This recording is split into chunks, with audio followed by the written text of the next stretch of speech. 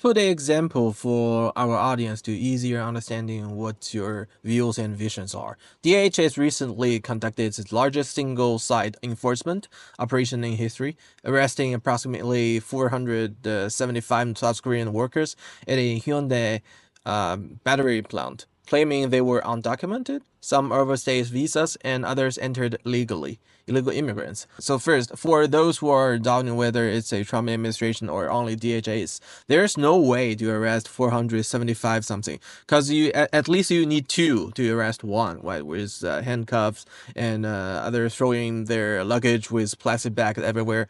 So there's no way it's not ordered by the White House by Trump administration.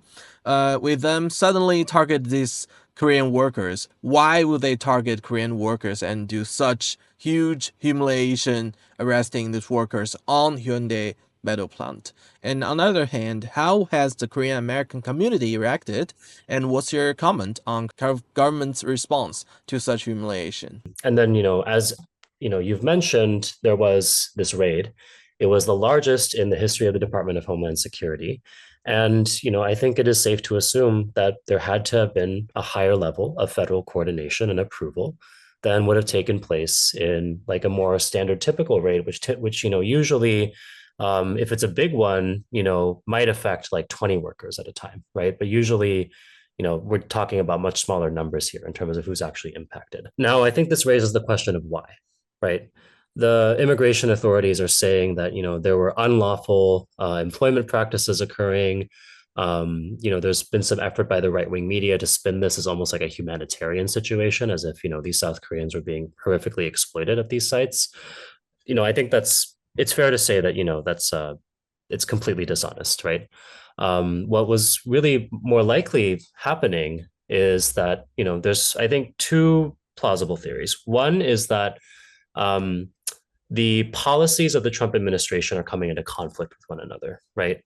On the one hand, they want to have this national purge of immigrants, right? They are tearing down a lot of the legal protections, often doing so extrajudicially, that provides some measure of protection to a lot of migrants, and trying to kick as many people out as possible. And then on the other hand, they want to use the threat of tariffs to essentially hold the rest of the world at economic gunpoint and say, you need to accept, high tariffs on your goods into our country. You need to make massive investments of hundreds of $billions into our country, et cetera, et cetera, et cetera, right?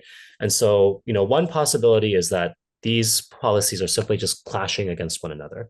And there actually is not like a deeper level of coordination happening, which led to this outcome. But I think, another possibility that actually the South Korean media has begun to consider more vocally is that this may have something to do with the ongoing trade negotiations. A couple of weeks ago, President Lee Jae-myung visited the White House for his first summit with President Trump. And while, there was a lot of media fanfare around the moment, and, they both appeared to be getting along quite well, it was actually quite unusual in the history of bilateral summits between heads of state between these two countries, because there was no statement that was issued after, right? There was nothing in writing that was issued as an agreement, which, would indicate that they actually were not able to agree on a lot of things. And South Korea so far has said that they will put up $350 billion in investment. While Lee Jae-myung was there, he actually got private corporations from South Korea to agree to $150 billion additional, right? So at this point, South Korea is on the hook now for $500 billion, half a trillion dollars of investment, which is a massive sum, right, for any country. But it's the allocation of these investments that has yet to be determined. From South Korea's standpoint, they are seeking to make an investment into the US. They are doing this from the perspective that, at least for their ruling class, it helps preserve their relationship with the US. It helps deepen that relationship. It could be profitable, right? But then, in order to put up these huge sums of money, they need to rely on their state-run financial institutions, most likely the Korea Development Bank, which means that these are in some ways public funds, right? And so there's a huge amount of liability, of responsibility attached to that. How does the US see that fund in turn? They're treating it as their personal slush fund. In fact, when Donald Trump announced the deal back in July on his platform Truth Social, he said that he would be personally determining how this $350 billion would be spent. And that's just absurd, right? It's absurd, it's illegal, it's blatantly corrupt, right? I don't think in any country it would be acceptable for the head of state to have personal control over such large sums of funds that would then be flushed into the private market, into the pockets of his buddies, essentially, right? This was the deal that the US was more or less able to secure from Japan. And so now they're looking at South Korea and saying, well, you're going to do the same, right?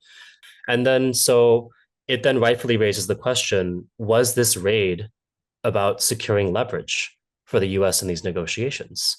And that's not a question that Nodutdol is necessarily originating. It's actually coming from the first I've seen of it in print is from the Korea Economic Daily, which is the largest business paper in South Korea. I saw it from JuHyun. Yeah, I think, there's definitely other voices asking it as well. But I think it's worth pointing out that, even the capitalist press in South Korea is starting to ask these questions, right? Of essentially, are we being shaken down? Were these people, or have they essentially been taken hostage because they haven't been released yet, right?